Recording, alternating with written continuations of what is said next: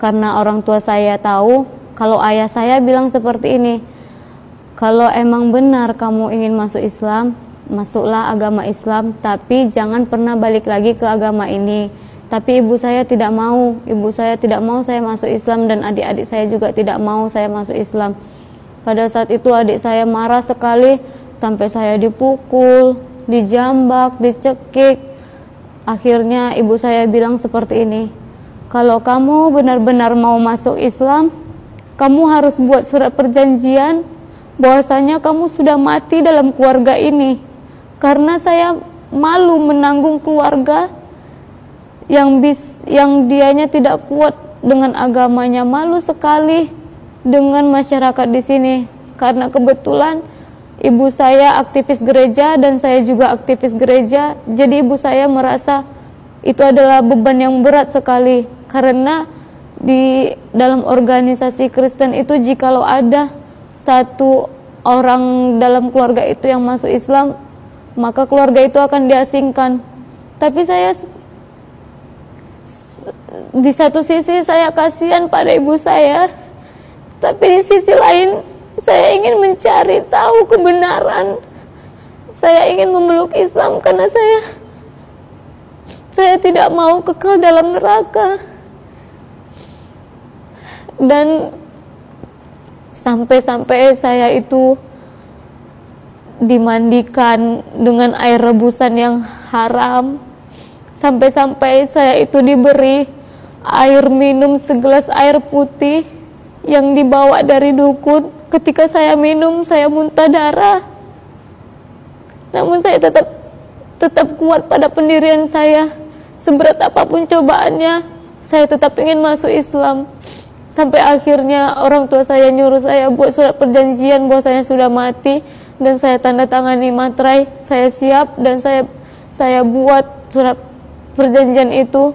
Lalu saya disuruh keluar dari rumah, saya diusir, saya pergi, lalu saya telepon. Sekarang saya senang sekali ketika saya bisa mengucap 2 kalimat syahadat. Dan rasanya walaupun begitu berat cobaan ketika saya sudah memeluk agama Islam, semua rasa sedih, semua rasa berat yang saya alamin itu hilang begitu saja. Karena saya merasa ini adalah kemenangan saya.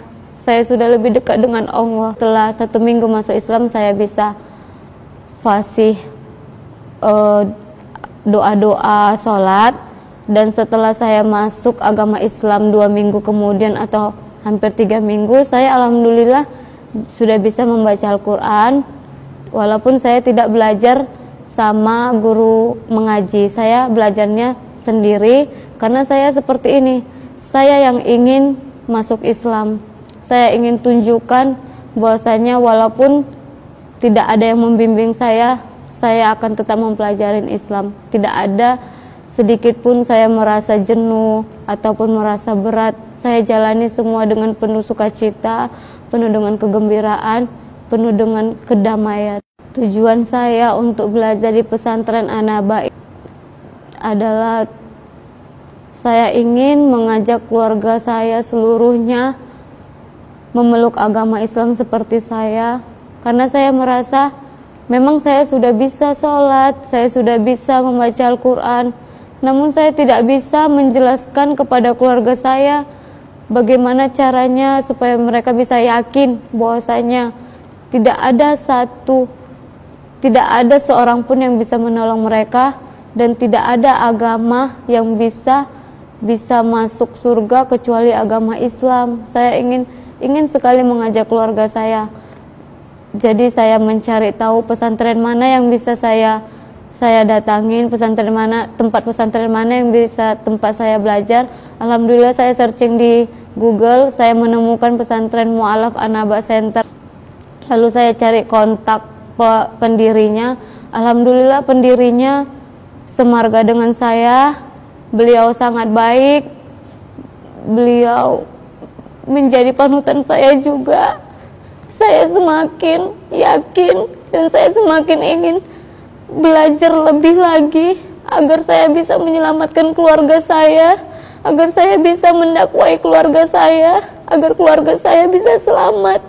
Saya sedih sekali jikalau suatu saat keluarga saya meninggal dalam keadaan kafir, otomatis mereka akan kekal dalam neraka. Saya sudah bayangkan betapa sedihnya saya rasa. Oleh karena itu saya punya tekad yang kuat. Saya harus belajar agama, saya harus mempelajari agama Islam, saya harus mendalami bagaimana agama Islam, karena saya tidak puas dengan pengetahuan saya yang sedikit ini. Mudah-mudahan dengan saya belajar di agama mudah-mudahan dengan saya belajar di pesantren Anaba ini, saya bisa lebih mendalami Islam dan bisa mendakwai keluarga saya, dan insya Allah bisa mengajak keluarga saya masuk agama Islam. Saya juga berdakwah sedikit kepada ibu saya, namun ibu saya bilang, kamu tahu apa masalah agama, kamu tahu apa masalah kehidupan ini, saya yang lebih tahu, saya duluan lahir daripada kamu. Namun karena saya tidak mau melawan kepada orang tua saya diam saja. Setelah itu orang tua saya bilang, sudah, dari sekarang putus hubungan saya dengan kamu. Tahu juga kamu sudah buat surat perjanjian bahwasanya kamu sudah mati. Sebenarnya saya sedih, namun ya bagaimana lagi,